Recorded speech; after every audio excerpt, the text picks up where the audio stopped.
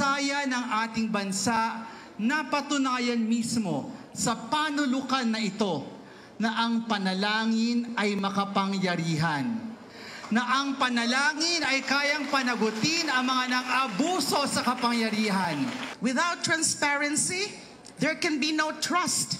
Yung kanyang blatant disregard for accountability demands swift and decisive action. Ang ating sigaw, impeach! Impeach! Sara Duterte. Kaparusahan para sa mga gumagamit ng pundo ng bayan sa maling paraan.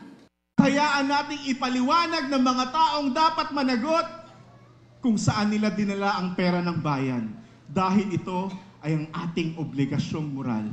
Ang impeachment ay isang obligasyong moral, kaya marami sa hanay ng simbahan ang kasama nyo ngayong hapon dahil naninindigan kami.